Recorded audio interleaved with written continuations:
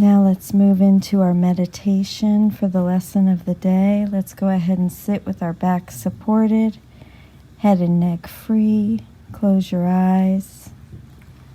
Let's start with a 2x breath in through the nose if you're able to for a count of 2, and out through the mouth for a count of 3. And let's do that 3 times.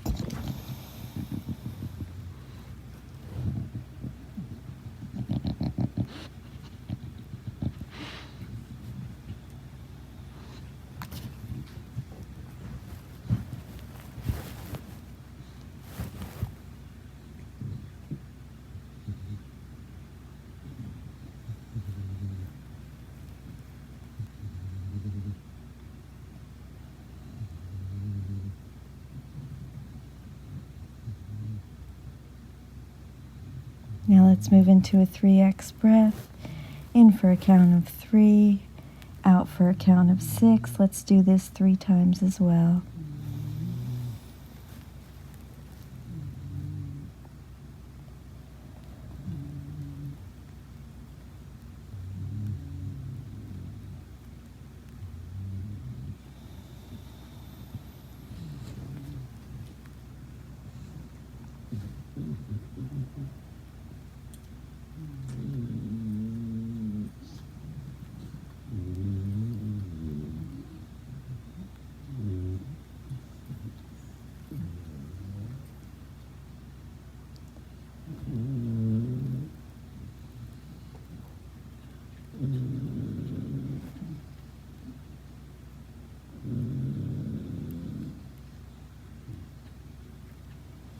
Now let's move into a 4x breath, in for a count of 4, and exhale for a count of 8. Again, doing this 3 times.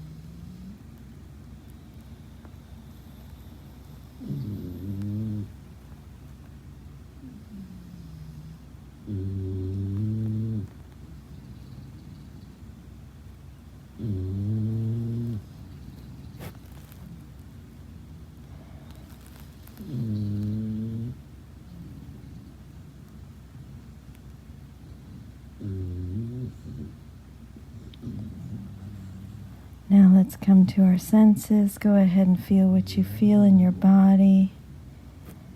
Any aches or pains. Any breeze across your skin. Then go ahead and hear what you hear closest to you and furthest away. What do you hear?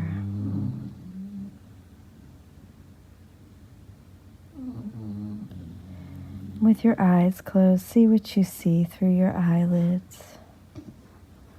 Any patterns.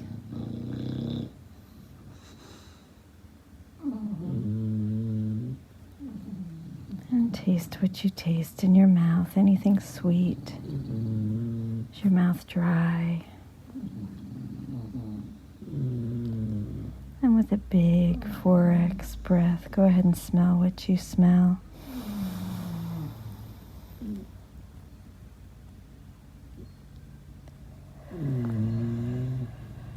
And now let's stack our senses right on top of one another. Feel what you feel, hear what you hear, see what you see, taste what you taste, and smell what you smell. In 170, there is no cruelty in God and none in me. No one attacks without intent to hurt. You make what you defend against, and by your own defense against it, is it real and inescapable. Lay down your arms, and only then do you perceive it false. Where does the totally insane belief in gods of vengeance come from? Love has not confused its attributes with those of fear. The choice you make today is certain. There is no cruelty in God and none in me. When we originally chose the ego over God's love, separation over atonement, we made a decision for individuality instead of unity. The ego feared we would recognize our mistake and reverse the decision, causing it to disappear into its own nothingness. To prevent this from happening, the ego devised a two-tiered strategy, a double shield, leading to the state of mindlessness. This ensured that, without awareness of the mind, we could never change it. The ego's first shield is sin, guilt, and fear, within which we are miserable sinners whose guilt deserves punishment, and thus we fear the wrathful God who would destroy us.